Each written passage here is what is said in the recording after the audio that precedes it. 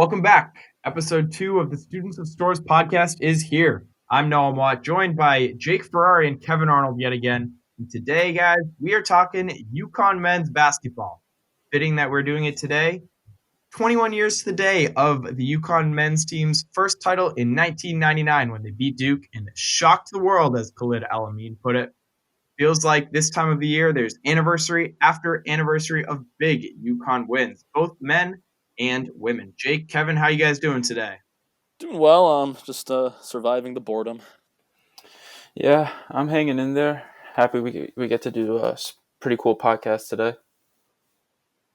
Yeah, this one's going to be a lot of fun. So let's get right to it. In Dan Hurley's second year, we saw the big improvement that we expected. The team finished 19-12, 10-8 in conference play, pretty respectable, but they were winners of their past 5. Now, as briefly as you guys can, give me your quote-unquote view from space recap of the year. Well, I'd say that according to the Dan Hurley rebuilding Bible, I think it's about as good of a season as he could have asked for. A lot of tough losses. He says year 1 rebuilding, it's about establishing the culture, getting that back, getting the toughness back. Year 2 is playing tight games, seeing improvement. But there's going to be a lot of excruciating losses and close wins, and that's exactly what we saw. This team could have folded. They lost so many tough games, in January, but really, really came together down the stretch, have something to look forward to next season. Yeah, I think Jake really hit it on the head there with the whole either winning close games or losing excruciating fashion. That's the way Hurley put it throughout the year, and that's the way he really expected year 2 to go. You really saw the frustrating moments were there, but it was really he really let the freshmen sort of play through those growing pains when you have a Cook starting from day 1 and then implementing Gaffney and Bouknight into the starting rotation. So there's a lot of youth, a lot of moving parts, but I think it was all in all what Hurley expected for year 2 of a rebuild. I think so. I think it was probably a little bit more exciting, especially towards the finish, than many of us expected as well. Now, Jake, you're pretty into these advanced metrics, KenPom net rankings and so on.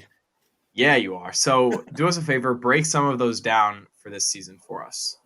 All right, so everyone loves KenPom, love the Kenneth Pomeroy, that handsome fella.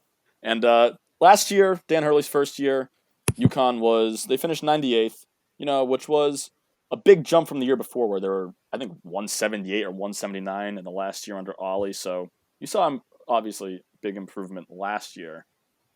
Last year, though, the defense still not great, not what you expect from Hurley.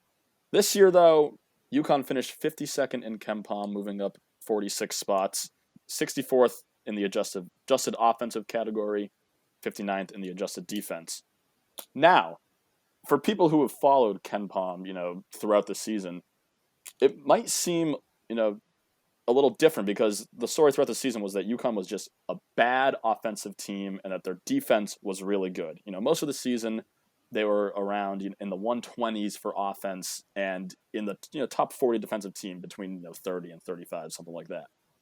Then a Cook went down and they lost their big guy inside, the guy that turns guys away at the rim, creates a disruption, allows them to play the defense, and the Huskies had to flip their style because of that, because they quite simply did not have someone as disruptive as a Cook. And you saw the offense improve all the way from in the 120s for most of the season up to 64 in a relatively short period of around 10 games, 11 games, something like that. So the adjustments were there. You saw the growth of Vital, which probably helped lead to that. Another thing with the KenPom rankings is that look in the bad luck category or the luck category, and UConn's the luck category was a huge topic of discussion all season long. It was, and it's pretty ugly. 353 Division I college basketball teams. UConn was 325th. So, I don't understand it completely. I think it's something like how the rating system expects UConn to do based on how they performed versus how they actually did. But either way, they were relatively unlucky. If they were luckier, they probably would have been a tournament team, but that wasn't the case. But hopefully luck is on their side next year. Now for the net ratings. This is what the NCAA switched to last year, and this is a big, big factor for the selection committee. And for this, UConn finished 60th. So for the net ranking, strength of schedule is so important. That makes up a lot of how the team is ranked. And it divides the games between quadrant 1, quadrant 2, 3, and 4. 3 and 4, lesser opponents, bottom of the conference opponents. Teams you play at the beginning of the season, typically the bye games and whatnot. Quadrant 1 games and quadrant 2 games, those are the home games against really good teams, away games against average teams, above average teams, something like that. So this year, UConn was 2-5 in quadrant 1 games and 3-5 in quadrant 2 games. So they won 5 of 15 total games versus those two categories. This is going to be a big factor next year because going into the Big East, they're going to have a lot more opportunities to play in and get higher quality wins. For example, looking at St. John's, who finished 2 spots in the net below UConn, St. John's played 15 total quadrant 1 games compared to UConn's 7. That's 8 more games. That's a huge difference. If you win half those games, it's 4 quadrant 1 wins, and it's going to put UConn securely on the bubble. So the Big East next year is going to help UConn's net ranking. And if they can, have a similar record to what they did this year, they'll probably be a tournament team.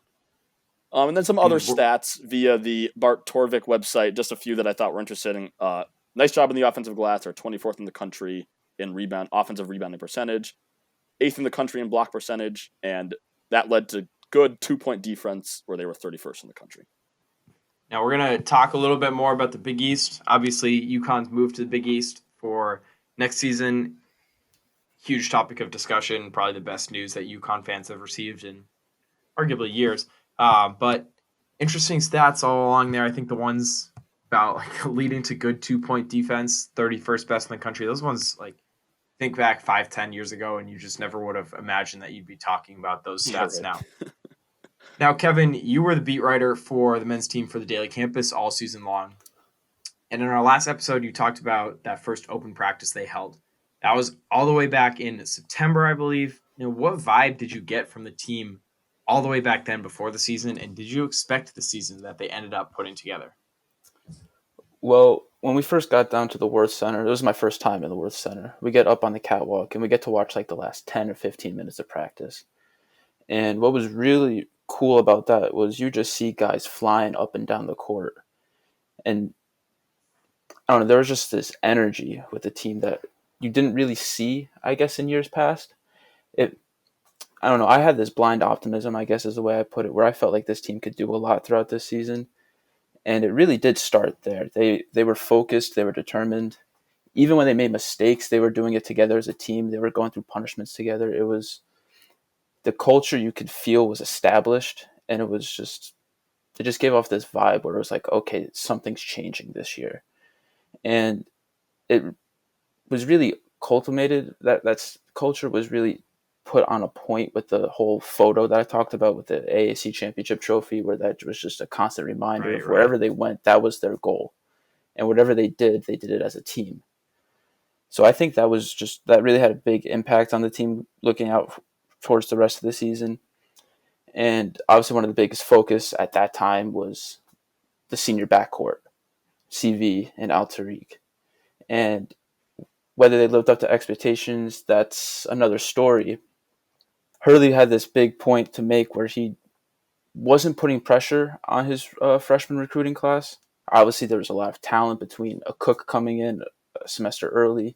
You have Gaffney, you have Booknight, who obviously is a budding superstar for UConn. But the pressure wasn't on them. Early on in the season, he wanted the veteran guys to step up and be a presence. He looked at Carlton to take a step forward, which we obviously saw wasn't really the case, but he pointed out Isaiah Whaley and Tyler Polley as being those veteran guys that really needed to step up. And we saw that from those two. Before Polley's injury, he was really finding his groove scoring offensively, especially from deep. He was the top 3-point shooter on the team. Whaley, we obviously saw what he did when a Cook goes down, and he's a force down low. Without that presence late in the year, this team doesn't get to the point where it got to. But the tone was definitely set early from that one practice, and you could feel that there was a sense of real family, a real, like, they were cohesive, one unit type of thing. And CV even called it towards the end of the year one of the closest teams he's been a part of.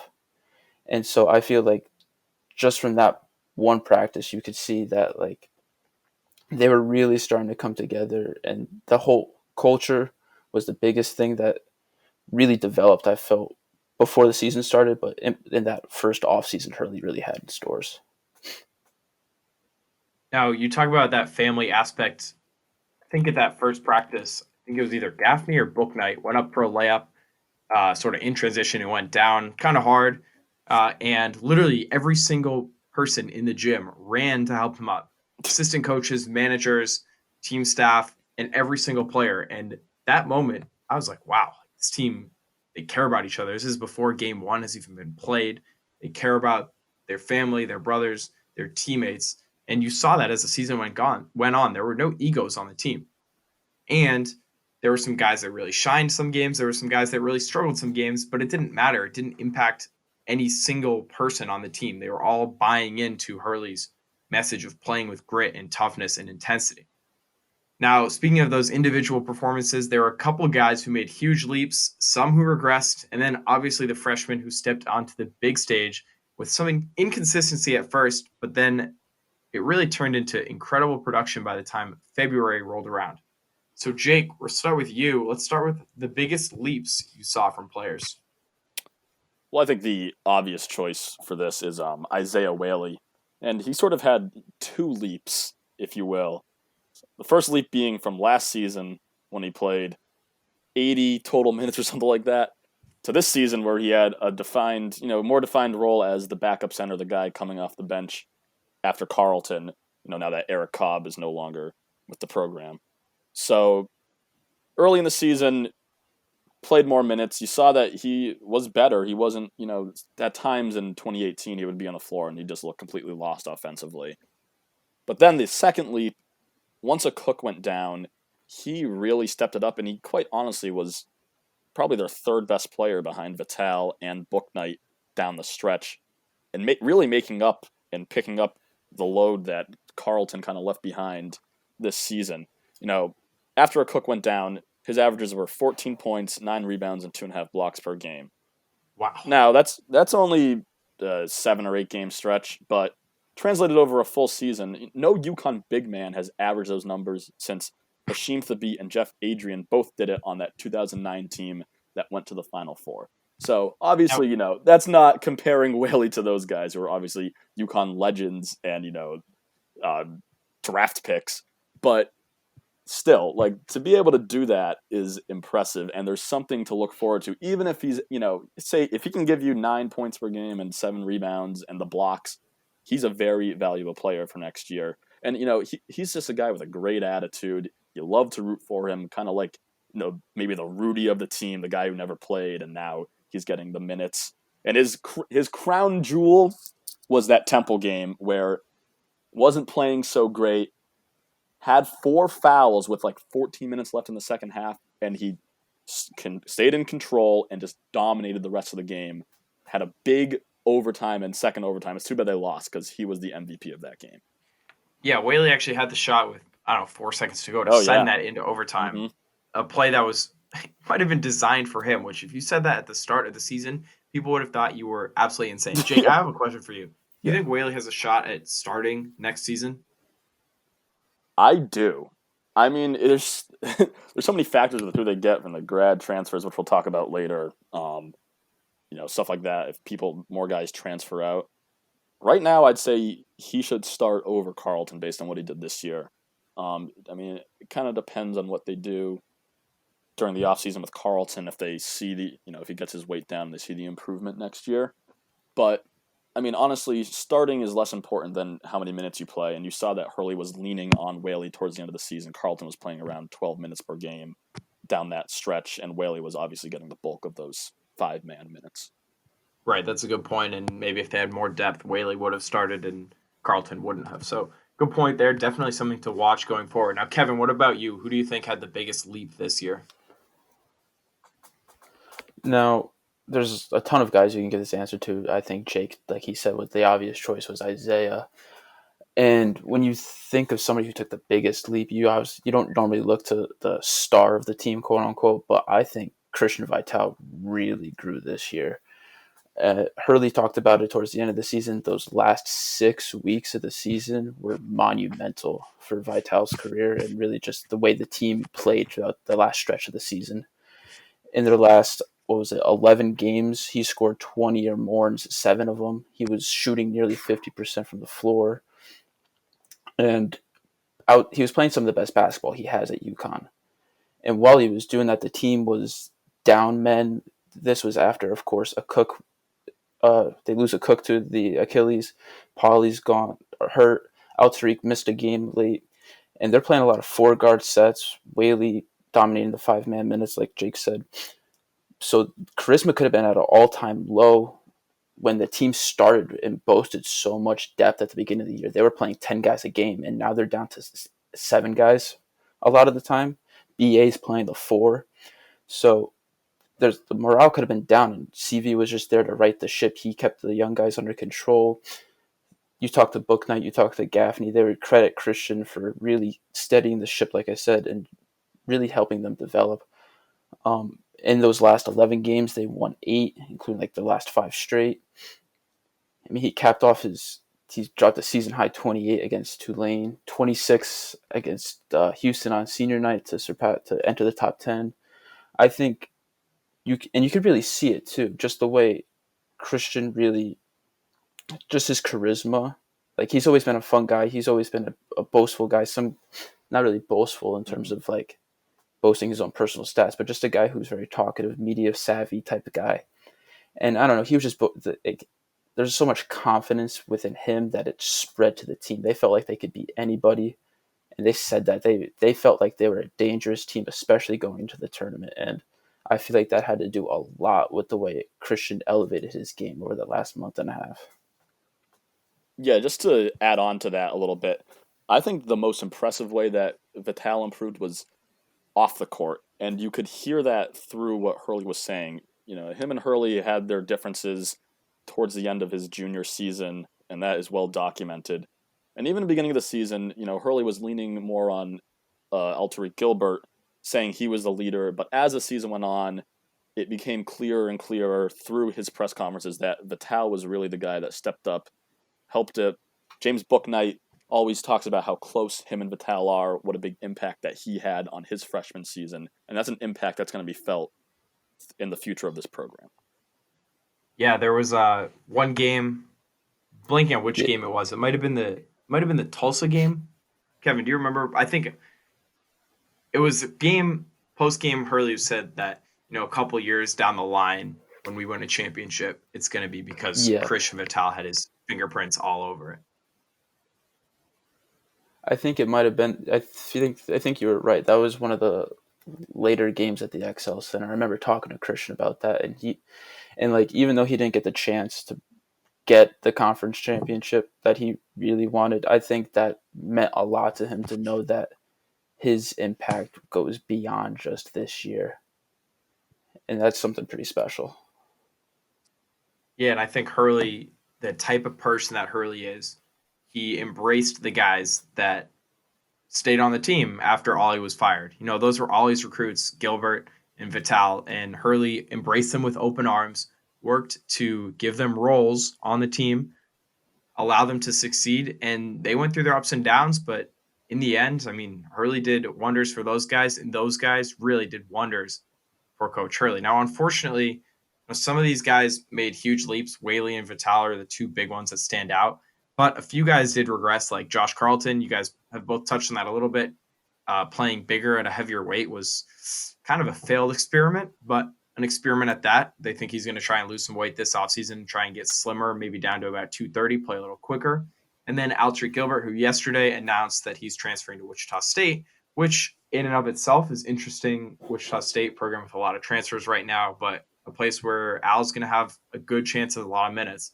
But Al was relegated to the bench this season after struggling on the court and with some mental health challenges off the court that he dealt with really admirably. Great piece by Mike Anthony out there that everybody should definitely check out. Yes. Now, with those two guys, Carlton and Gilbert, what do you think happened to them? Was it mental? Was it physical? Was it just unlucky? Jake, you can go first on this one. Yeah, I mean, there's always a combination of both. I really do think that Carlton putting on the weight, it wasn't he didn't get fat, but it was a training program that got a muscle, and I think he was just so heavy and so strong that he didn't know what to do with it, and it kind of played against his style. Last season, Josh Carlton had 24 dunks. This season, he had only 9. Right, like so. Wow. Key indicator that there was some athleticism loss, and even his touch around the rim. I mean, his field goal percentage last year was around 60%. This year, around 50. I mean, making more than half your baskets, but a 10% drop off. Obviously, something is wrong. So I hope that he can kind of, maybe slim back down, get that athleticism that we saw last year back, work on the footwork. Like there's just time. He just seemed too heavy. Like he didn't know what to do with himself almost. Like his footwork was kind of gone. A lot of travels, way too many turnovers for a big guy. But with Whaley's improvement, if Carlton can get back up to the level he was at, even as, a sophomore, like that's going to be a good backcourt to have. You got two guys, two centers who can be really effective whenever you want. And I think that he can do it. I think if they get him back down to an appropriate weight, he's going to have a much better season next year. Now, Sal Alosi is the strength and conditioning coach for the men's team. Did wonders on Whaley's body this offseason. Whaley put on like 25 pounds, and it showed in those last 10 or 15 games of the season.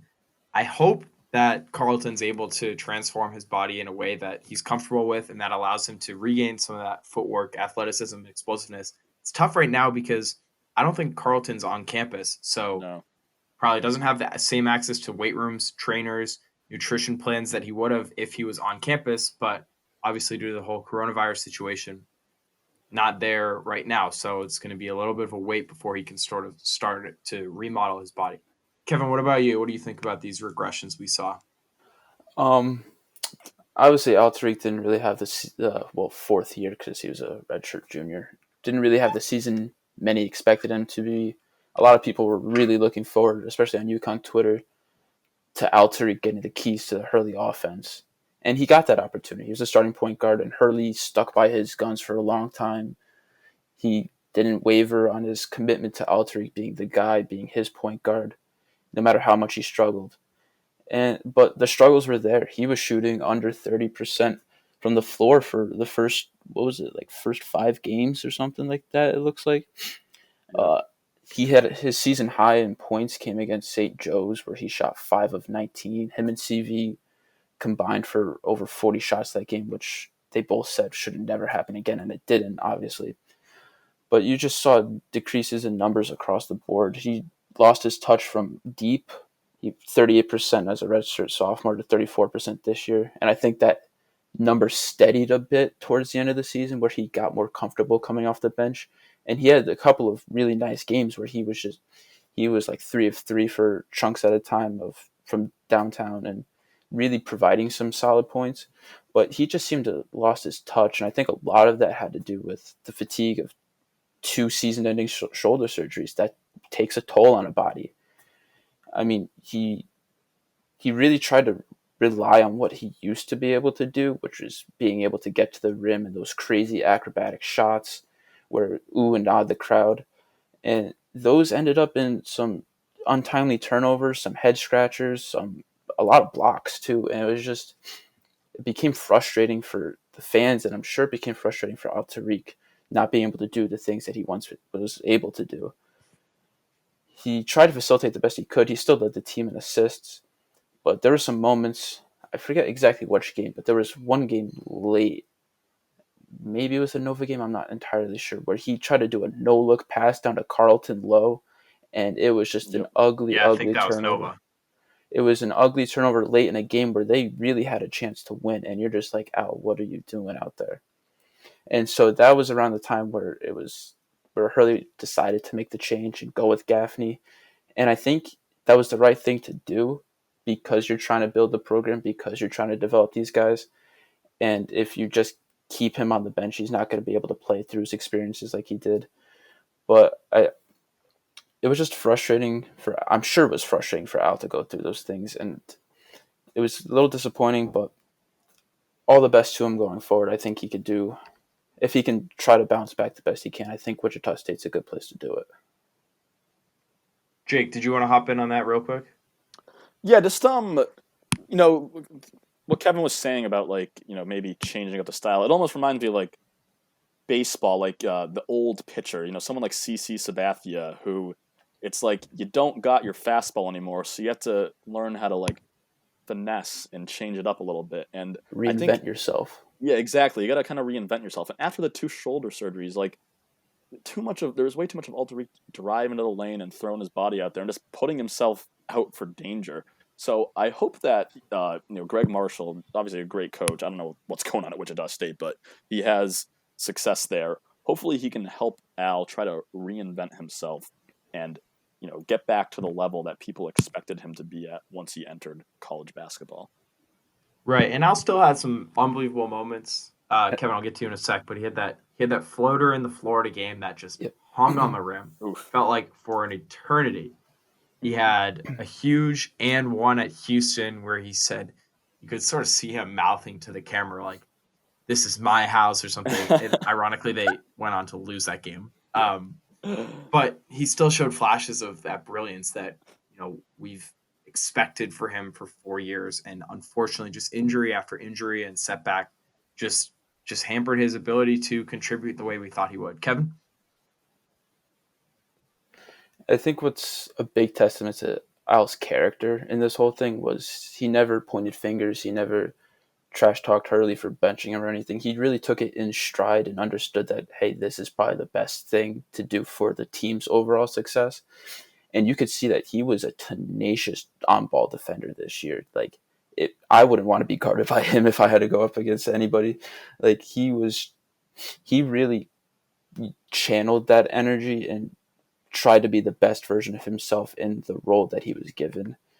And I don't know, he really did take it in stride. Yeah, absolutely.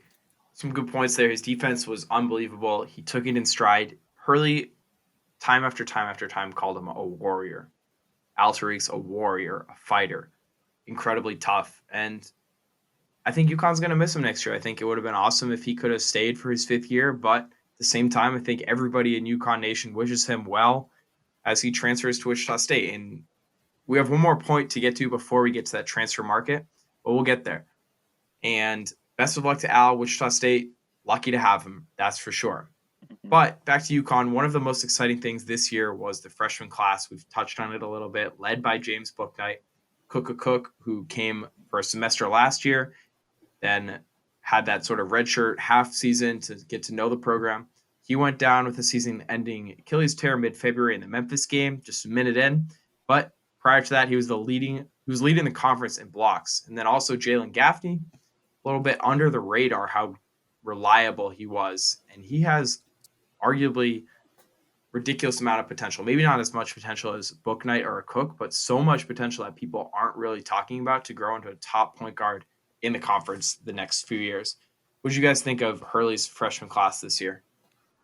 Yeah, I mean, it was a good, kind of like first freshman class for Hurley. He's obviously has some skill in recruiting, and you can tell that the guys that he's targeting are going to be successful in college basketball. I mean, we've talked so much about Bouknight, and obviously he's incredible. Might only play one more year here if he's good enough. Who knows? Big things for him are defense. He's got to improve that. And you saw that he was behind the game he was too frequently in foul trouble, which like took him out of some important games. So, footwork and stuff that can be worked on. I'm sure he'll be focusing on that because obviously he has so many tricks up his sleeve on the offensive end. And for a Cook, he's just got to focus on the recovery and getting back to where he is. You really, really hope with the Achilles injury that he can get back to the level. I think he will. I think he's a hard worker and he's got a good body type to get back. And, some of the things he does on defense are just so instinctive and not even they don't even have to do with his athleticism. But the guy I really am focused on is Gaffney because you saw the flashes of not necessarily brilliance, but like just solidness, like a calm presence that you don't see out of freshmen too often. Now, beginning of the season, the jitters were certainly there. I mean, he kind of looked like a deer in headlights at times out there, chucking up some bad shots. But once he got into the starting lineup, you just saw the control he had, the ability to facilitate, to give guys looks. What Gaffney needs to focus on is the shooting, because he was by far the worst shooter on the team. It's like sometimes it seems like he took too many off-balance shots, wasn't exactly set. I think as UConn gets more, offensive playmakers, guys that can get to the basket like Bouknight and hopefully Andre Jackson, that'll naturally create more open opportunities for Jalen Gaffney. But if he's got to focus on one thing this offseason, it's shooting. Now, it's interesting you say that because I think he improved a little bit as the season went on, which is what you'd hope for anybody. But I think every practice that we went to, Gaffney was on the court during those media sessions, shooting, getting shots up. And his three-point shot in practice, obviously nobody guarding him all the time in the world, it's clean. He has a pretty stroke. So I think that we're going to see that really come to fruition next season. Now, we're going to get to the transfer market. It's been a busy few weeks in the world, obviously, and also in the transfer portal. So, Jake, do me a favor, talk to me about some of the big names UConn's looking at, how you see the roster filling out next season. UConn currently has one scholarship spot, which is Alter Gilbert's open, but possibly some more if anybody, maybe a Sid Wilson, possibly even a Josh Carlton, transfers out. Yeah, so the one thing that I hear that Dan Hurley is kind of looking for, from like Twitter and whatnot, is like a big guard or like a wing or something. And one guy that is still on the market that kind of fits that mold is Landers Nolley II from Virginia Tech. Now, he was a freshman last year for Virginia Tech, not that great of a team. I'm going to start with the good things and then maybe some not so good things about him. He was a leading scorer as a freshman for a team in the ACC, which is like not easy to do. I don't care if the ACC is a little down this year. Like averaging 15.5 points per game as a freshman, that's impressive. He's a guard, but he's 6'7" and a good rebounder. Obviously, he averaged 5.5 last season. Out of high school, he was a top 100 recruit. I saw him some had him, I think 247 had him in the 60 range, and then ESPN had him in the 90s. But he has 3 years of eligibility left, and there's plenty of room for him to grow, especially under a better offensive system. And I think part of the problem for him last year, some of the problems I'll get to, is that Virginia Tech wasn't a good offensive team. And on UConn, there's plenty of more talent. He'll have plenty of opportunities to get better of looks. Now for some not so good things that I've seen, from some of the advanced stats. Just like across the board, the offensive metrics are like not that great. His offensive rating would have been the worst on this year's UConn team. He shot 37% from the field overall and just 31% from three. And you see that he, as ACC play went on, he kind of regressed, really struggled towards the end of the season. But again, like I said, Hurley showed that he can coach an offense. He improved the team significantly towards the end of the season. And this is a guy who has a lot of skills. He's a freshman. And now he is a freshman, and so it's unclear whether he'd be eligible immediately or not. I think Rothstein tweeted the other day that they're planning on voting to give like a one-time grant of immediate eligibility to anybody who transfers no matter what. So that is a big deal. Obviously, they're going to want him next year for the Big East. If not, he'd have to sit out and wait a year. The other guy... that'd be interesting. That's an interesting note that NCAA might be voting to see if guys could immediately transfer. I know that some mid-majors probably are going to vote against that. I don't really know why, considering that they sort of get a lot of talent from better schools where guys go and get told they're going to get a lot of minutes and then don't. But obviously that's all in the future. If that happens to be true, it's going to change the transfer market a lot, to say the least. Now, there's one more person you got your eyes on, Jake. Yeah, this is someone I'm kind of excited about. talking about the '99 team, Khalid El-Amin, his impact. His son is in college basketball, plays for Ball State, and he is transferring. He would be immediately eligible. His name is Ishmael El-Amin. Not too heavily recruited out of high school, but he put up some really impressive numbers for a pretty good mid-major team last year. I think he's pretty underrated on this whole market. He was a good 3-point shooter. He shot 39% from deep, which would have been the best on our team for anybody that played the full season. Pauly played half the season and shot 40%. His true shooting percentage, which factors in like free throws and 3-point shooting and 2-point shooting, would have been the fourth best on our team. All the numbers basically said that he would have been a top 5 offensive player on our team. And he played a lot of minutes for what was a top 40 defensive team in the country. So now I don't know if that means he's specifically a good defender, but obviously there's something there. And just the idea of connecting the old guard to the new guard, to me, is exciting. Like, I don't think UConn's ever had, like, the son of a player play for them. Like, I mean, obviously the program hasn't been great for that long, so. But just, I think this is somebody that people are kind of sleeping on just because he went to Ball State originally, but we would be really lucky to have him. It'd be interesting. It'd be a lot of fun to have El-Amin's son on the team too. Like you said, to be kind of the first of a kind. Mm-hmm. Kevin?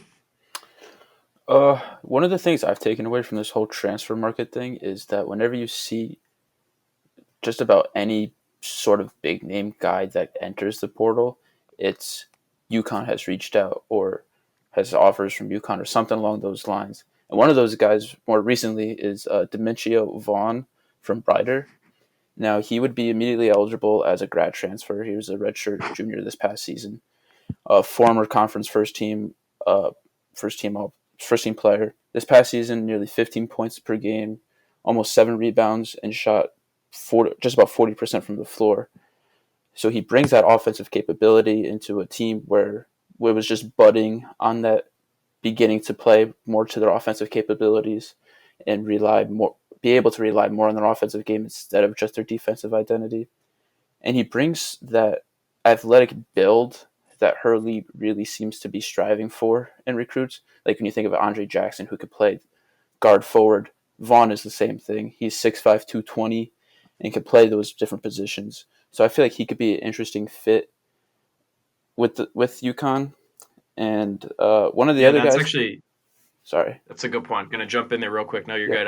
Bouknight and Vital, both bigger guards. Bouknight 6'4". Vital's right around there too. Hurley likes to play with that big guard because they have length and size on defense that really helps reach that level of intensity that Hurley likes to play with. And then on offense, playmakers.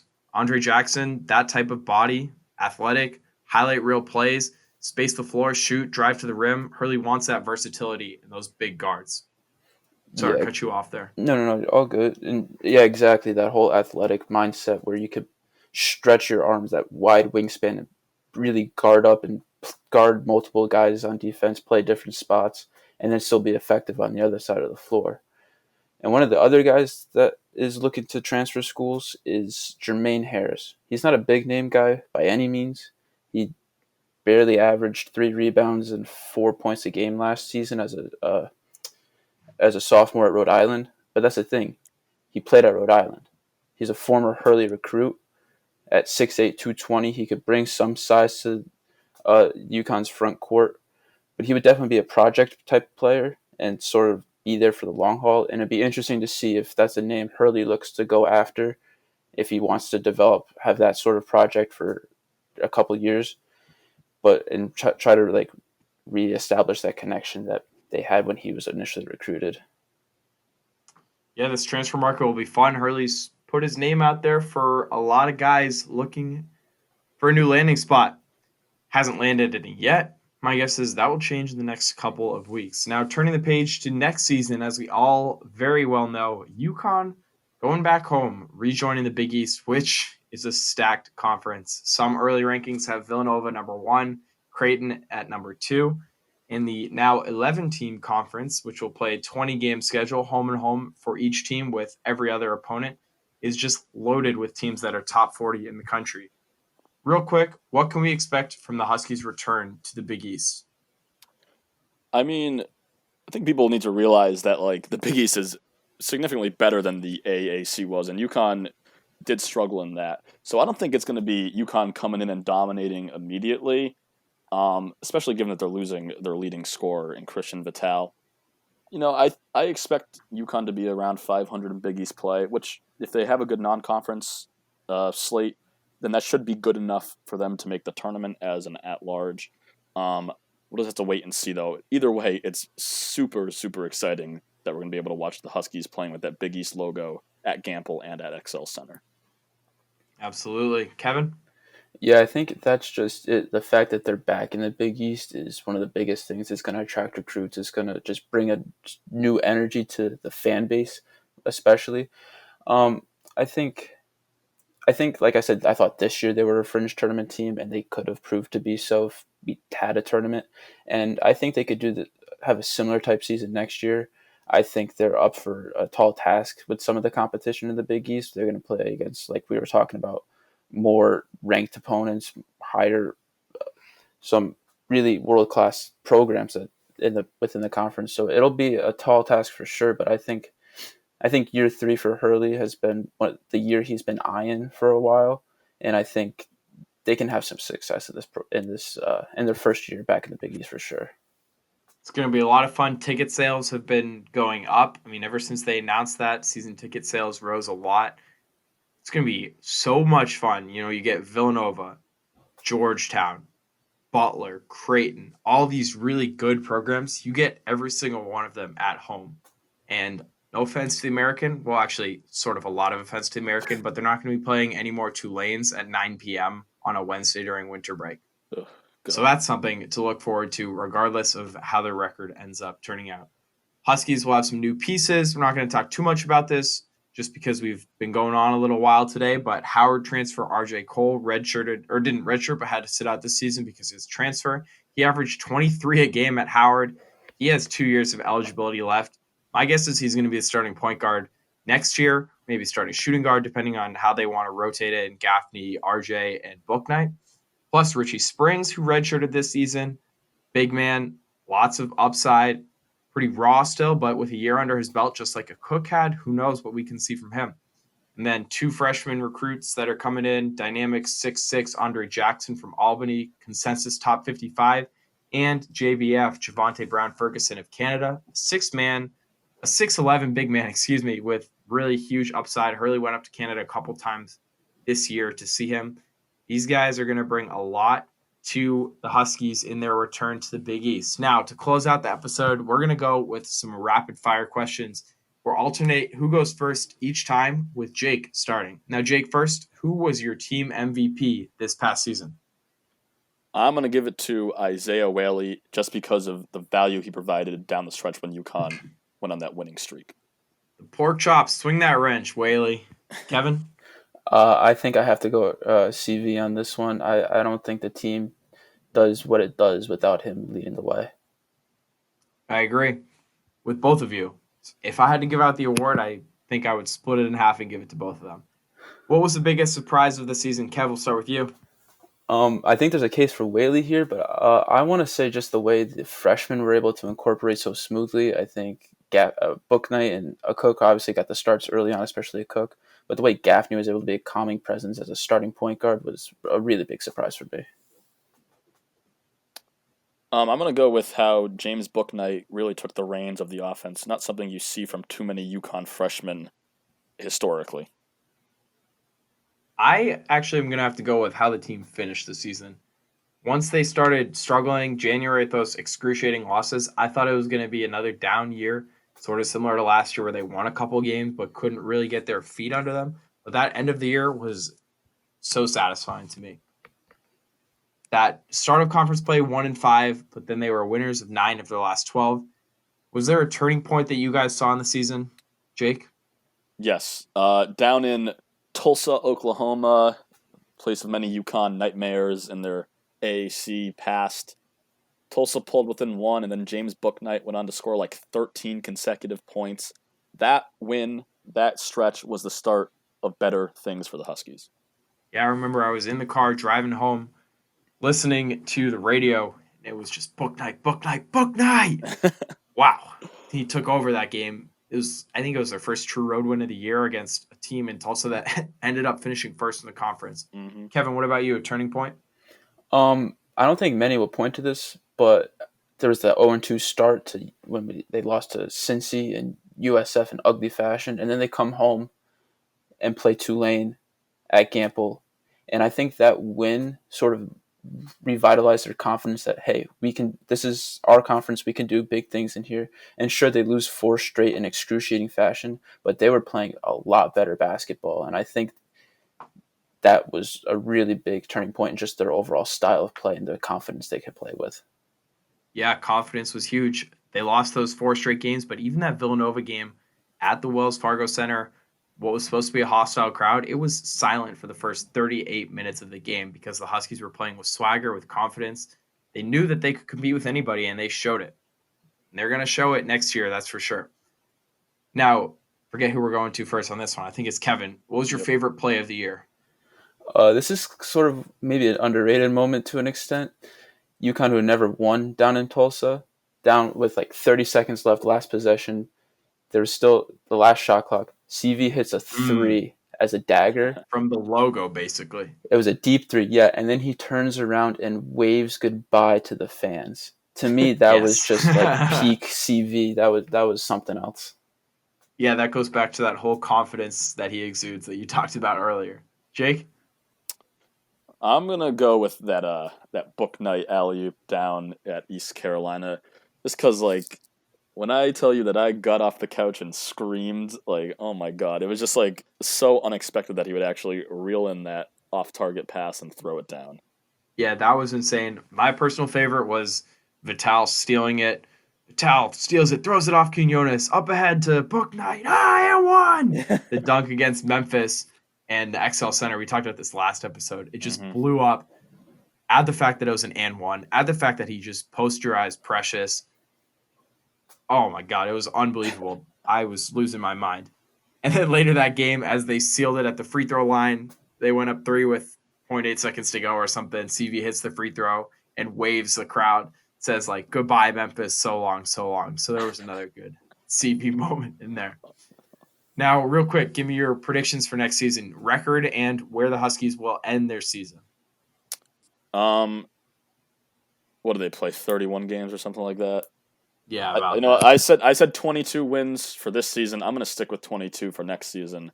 I bet they'll make the Big East championship and lose. Sorry guys, but I think they make the Sweet 16. I think they're a second weekend team in the tournament next year. Wow, that's exciting, Kevin. I'm gonna go with a solid 20 wins. I think the Big East will be an adjustment for sure. Sweet 16 would be dope. I'm not gonna lie. I think that'd be pretty exciting for UConn. I'm not sure if they're quite there yet.